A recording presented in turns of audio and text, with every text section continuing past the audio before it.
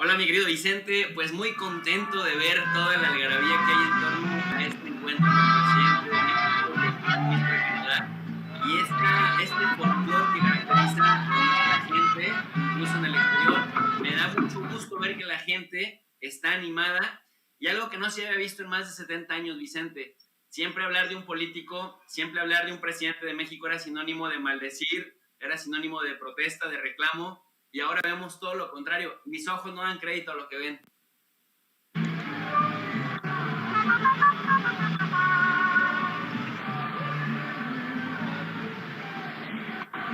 Va a ser muy complicado el diálogo, querido doctor, porque aquí cuando no suena un mariachi suena el otro, y los vítores y las personas que están respaldando al presidente. Desde tu perspectiva, ¿qué tanto impacto puede tener que el mandatario con el que vas a negociar vea, vea esto? Tal vez sea, no sea ni siquiera relevante, o tú dime, en las relaciones internacionales, ¿qué mensaje envía al primer ministro de Canadá? Mira, mi querido Vicente, es un mensaje muy importante, muy poderoso, porque efectivamente esto no lo ves de parte de los canadienses en Estados Unidos, que están más integrados, que no hay tanto problema con el tema de la circulación migratoria. Y por otro lado, bueno, que no se ve en un evento protocolario serio que la porra de un mandatario incluso llegue a ser tan escandalosa que interrumpa las mismas conversaciones del más alto nivel. Si me permites dar algo de contexto, es importante esta reunión porque Canadá finalmente es nuestro tercer socio comercial más importante y además nosotros, México, somos el tercer socio comercial más importante de Canadá. Solo se nos coló ahí en la región, se nos coló China a los dos lados. Primero está Estados Unidos, luego China y luego Canadá. Para Canadá primero está Estados Unidos, luego China, luego México. Pero salvo con la salvedad de China, que es una excepción por razones que ya hemos venido platicando en otras ocasiones, decirle a la gente que la relación bilateral consta de 77 años ya de relaciones diplomáticas, que somos aliados estratégicos en diferentes foros, como por ejemplo el TEMEC, como por ejemplo esta cumbre de líderes de América del Norte. Estamos también, formamos parte de la ONU, formamos parte del Fondo Monetario Internacional, del Banco Mundial. Somos los únicos países de América que han exportado también una política exterior feminista. Esto es bien importante decirlo porque creo que también de ahí parte del gran respeto que sentía, por ejemplo, la nueva ministra del Exterior, Melanie Joly, que vino a México a ponerse de acuerdo con Marcelo Ebrard. Fíjate, en lugar de que sea Marcelo Ebrard quien fuera a Canadá, a Ottawa, fue la nueva canciller de Canadá a la Ciudad de México para acordar los términos de la logística. Entonces hay que señalar también que esto obedece a que en Canadá existen alrededor de unos 130,000 mexicanos, que los mexicanos también en Canadá son la población hispana más grande del país y que nuestro comercio exterior, nuestro comercio es de aproximadamente, Vicente, de unos 20,000 millones de dólares, nada comparado con Estados Unidos, pero sí muy por encima de la relación con otros países de la región, por ejemplo, de Centroamérica, del Caribe o incluso de Sudamérica. Y esto es importante lo que estás mencionando, profe, porque es lo que yo planteaba, una pregunta que no responde el presidente, porque no responden a la prensa ni Justin Trudeau ni Andrés Manuel López Obrador en este breve encuentro antes de entrar a la relación, a la reunión con sus equipos. Si se podría abordar el tema migratorio como región, no solamente en una situación bilateral, por los miles de mexicanos que no se pueden desestimar o subestimar. Son miles de mexicanos los que precisamente viven y trabajan también en Canadá, obviamente sumándolos a los millones que necesitan una reforma migratoria en Estados Unidos.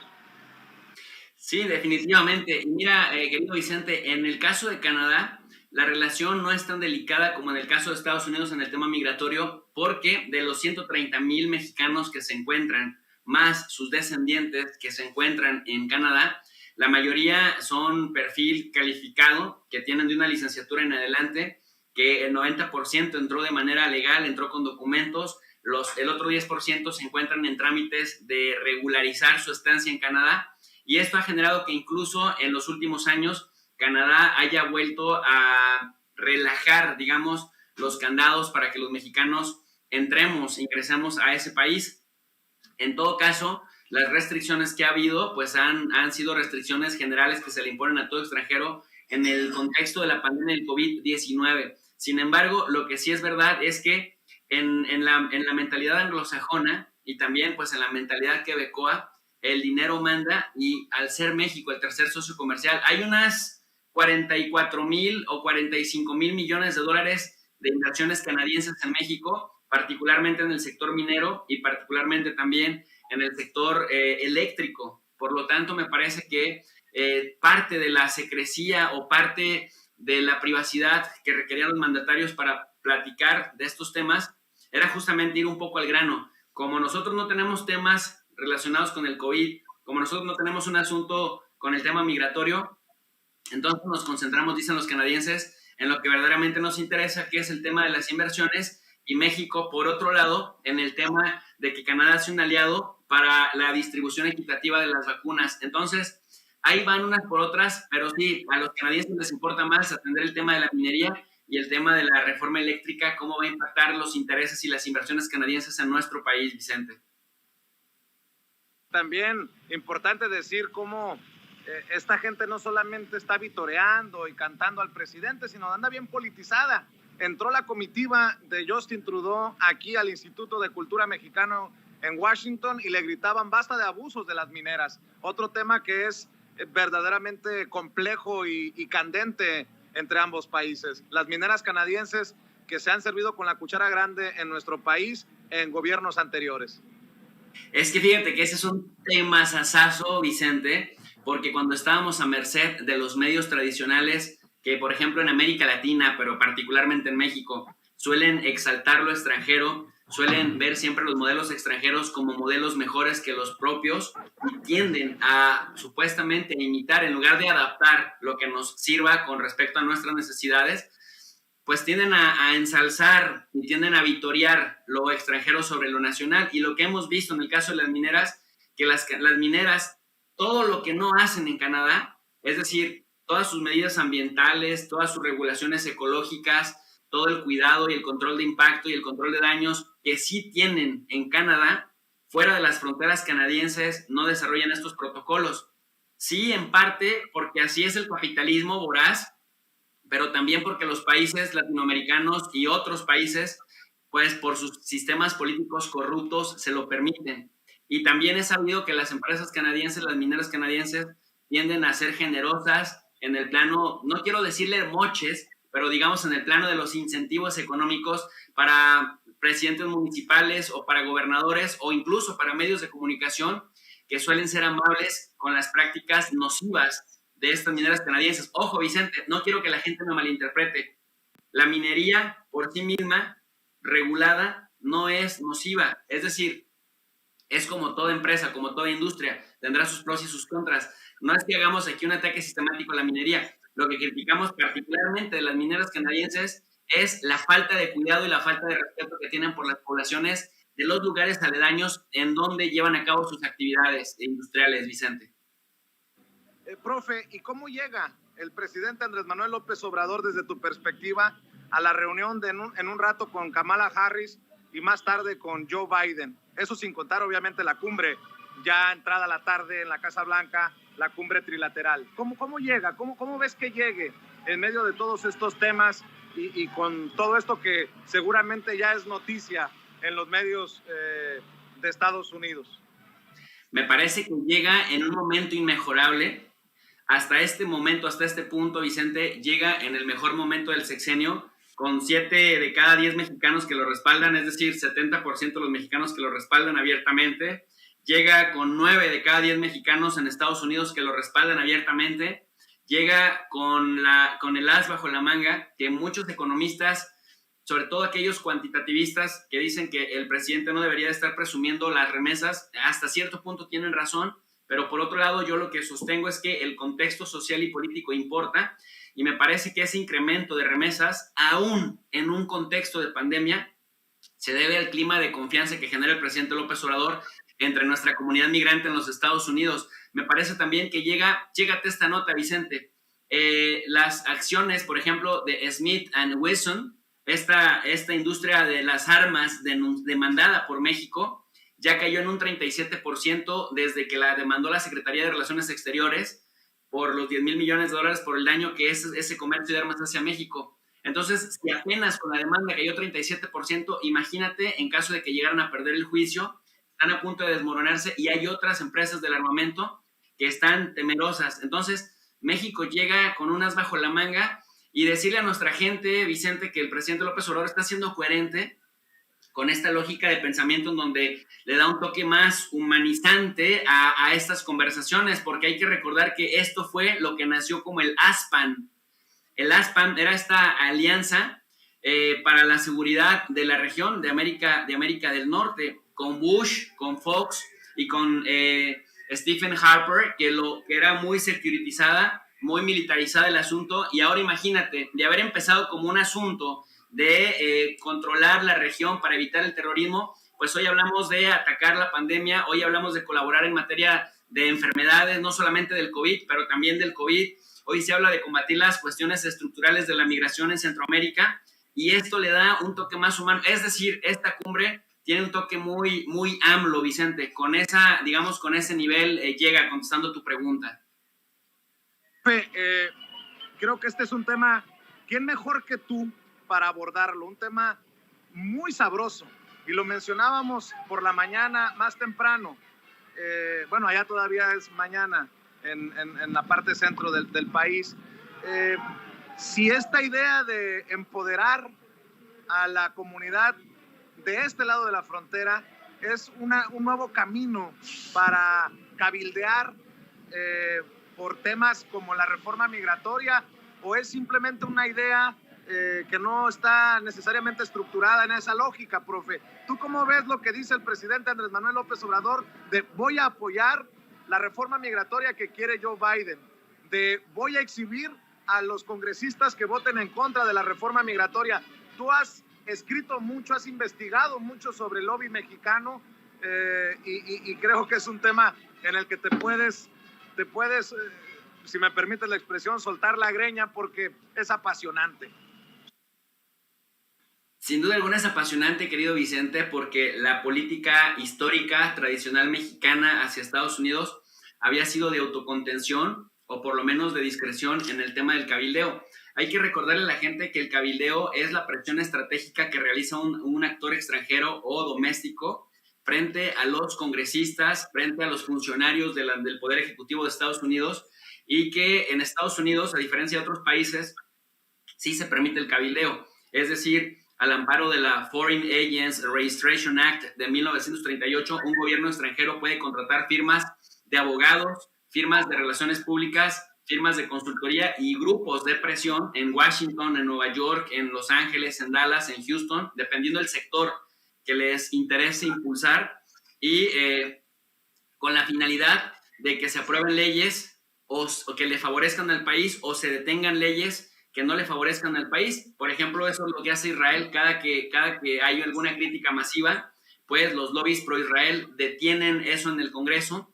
Y, por ejemplo, los armenios intentando, por ejemplo, que Estados Unidos apruebe el reconocimiento del genocidio. Entonces, en este momento, muy pocos presidentes o muy pocos mandatarios en el mundo se atreven a decir abiertamente: vamos a cabildear en Washington, vamos a acercarnos a los congresistas. Y lo más importante, yo nunca lo había visto, Vicente, que un mandatario se atreviera a decir: si hay congresistas de Estados Unidos que están en contra de la política que nos interesa que se apruebe, los vamos a exhibir. Me parece que eso es caminar en arenas movedizas, sobre todo cuando el presidente ha dicho una y otra vez que pide respeto a la soberanía y rechaza el injerencismo de Estados Unidos en nuestros países. Digamos que una de cal por dos de arena. Sin embargo, me parece que en el terreno de las arenas movedizas, pues entonces puede que Estados Unidos utilice esto para decir: ¿sabes qué? Pues ya López Obrador abrió la puerta para ser un jugador político en la política doméstica de Estados Unidos, pues ahora nosotros también podemos intervenir en la política de México. No sé, me parece que la intención del presidente es despertar al tigre mexicano-americano en Estados Unidos, y que la gente se concientice de la responsabilidad de que si eres un indocumentado que te puedes hacer residente, te hagas residente. Si eres un residente que se puede ser ciudadano, te hagas ciudadano. Si eres un ciudadano que todavía no está registrado para votar, tengas que registrarte para ir a votar, y sobre todo, ya que cumplan con todos los requisitos para poder ser un actor electoral en la política de Estados Unidos, pues votes a favor de quienes apoyan las propuestas que favorecen a la comunidad migrante, que es un tema que por años hemos venido dialogando también acá en Sin Censura, Vicente. Profe, no quiero que la gente piense que son cebollazos, pero a ti te había tocado ver a una comunidad, para cerrar, profe, mientras esperamos a que salga la comitiva aquí del presidente Andrés Manuel López Obrador rumbo a la Casa Blanca, que salga de aquí del Instituto Mexicano de Cultura. ¿A ti te había tocado ver algo así? Porque definitivamente esto, a mí en lo particular, no lo recuerdo. A mí no me ha tocado verlo ni hacia Peña Nieto, ni hacia Calderón, ni hacia Fox. Y eso que Fox anduvo a caballo en varias comunidades migrantes en campaña, pero no recuerdo haber visto algo así. Y ya para la audiencia de Sin Censura, ¿qué análisis le das? Esta es el resultado, o es la cosecha de la siembra que ha venido haciendo el presidente por su cercanía con el pueblo, por cambiar también las formas, porque también las formas son fondo, por no traer toda esta parafernalia en torno a su persona, por no ponerle a la gente este distanciamiento que casi todos los mandatarios nos habían estado poniendo, mi querido Vicente, que hace bastante difícil el acceso del pueblo de a pie, del pueblo gobernado frente a un mandatario, con tantos protocolos y tanta distancia, y con tanto Estado Mayor presidencial que nos ponían en el Inter. Era muy complicado que un ciudadano de a pie pudiera platicar o pudiera comunicarse con el presidente de la República en turno. Llega este señor, se baja del avión para Reyes, y empieza a viajar en vuelos comerciales. Llega este señor, deja el discurso rimbombante, deja el lenguaje complejo y empieza a hablar más en términos de lo que el pueblo entiende, de lo que el pueblo conoce, de lo que el pueblo le genera confianza. Llega este señor, elimina poco a poco a los intermediarios de los beneficios que el gobierno otorga al pueblo, y al quitar a los intermediarios, la gente empieza a ver directamente las ayudas sin tener que agradecérselo al intermediario, que los intermediarios nos salían doblemente caros, Vicente, porque primero nos hacían creer que gracias a ellos obteníamos las ayudas del gobierno, y dos, nos presionaban para que pudiéramos participar políticamente para fortalecer los intereses que a estos intermediarios les funcionaban. Entonces llega el presidente, desnuda a las ONGs, desnuda a intelectuales orgánicos, desnuda a medios de comunicación chayoteros, quita a un lado los intermediarios, y esta no es cosa menor, porque generalmente los intermediarios, toda esta mafia en torno a la academia, en torno a los medios tradicionales, en torno a las ONGs y en torno también a los políticos, que ahora los hemos visto abiertamente, que se han desnudado, que son el PRIAN, la mafia de poder que tanto negaban que existía, ahí estaba. Hoy, ya más desnuda que nunca. No es cosa menor que el presidente los haya desnudado, que los haya hecho un poco a lado, y que la gente perciba una relación directa y franca entre el Estado mexicano, encabezado por López Obrador, y la gente de a pie. Por eso me parece que esto que vemos acá, y los migrantes también en Estados Unidos, lo perciben de una manera similar a los mexicanos que estamos en México, y por eso me parece que comulgan con este presidente particularmente, que es algo que no se veía desde Lázaro Cárdenas, querido Vicente. Te lo preguntaba porque quería entender la magnitud de esto, y también entender por qué los medios tradicionales, los medios corporativos, no lo están transmitiendo, no lo están reportando como noticia. Tiene que ser noticia. Esta comunidad mexicana a la que tanto se refiere el presidente Andrés Manuel López Obrador no solamente es un número, no solamente es una estadística, no solamente son remesas, es gente de carne y hueso que está politizada, es gente de carne y hueso que respalda al presidente, es gente de carne y hueso que con hijos en brazos, invirtiendo lo de un par de días de salario, está aquí para que se escuche su voz. y entendió el que entendió, como siempre digo, profe. Y otra cosa importante, mi querido Vicente, además de lo que dices, que estoy completamente de acuerdo con ello, ha tenido la sagacidad y la calma para ir desmintiendo y para ir demostrando las calumnias de la oposición tergiversadora, sin moral, sin ética, que viven del ataque, que se alimentan de la mentira, que se alimentan de la calumnia. Y poco a poco se han ido cayendo todas estas mentiras. Mira, Vicente, son hasta pendejos, honestamente.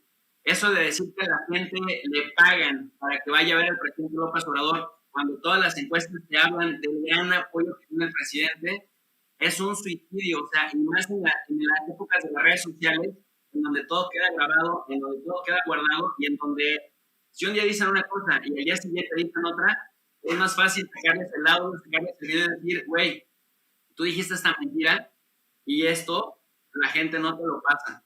Y como la gente sí se siente empática, se siente en sintonía con este presidente, aunado que el presidente ha tenido la calma y la inteligencia para desmontar las mentiras y las calumnias en su contra, que intentan minimizar los logros y que intentan maximizar los errores, pues la gente se percata. Y lo positivo de que la gente esté politizada, Vicente, es justamente eso, que ya no es tan fácil la manipulación mediática. Profe, estoy seguro que seguirás abordando el tema, estarás analizando el tema en tu canal de YouTube. ¿Por qué no cerramos invitando a la gente a tu canal de YouTube, profe? Y yo siempre agradecido por tu generosidad. Si en algún momento el diálogo no fue lo fluido, es porque cuando no ladra un perro, canta un mariachi, canta el otro. Literal, traen hasta perros entre la raza. Y te ofrezco una disculpa si hubo por ahí alguna interrupción o alguna situación que no dejó fluir esto correctamente, pero espero que todo haya salido bien y con esto estamos trabajando y con esto orgullosamente decimos sin censura presente desde el lugar de la noticia, y tú eres también parte de esta familia, profe.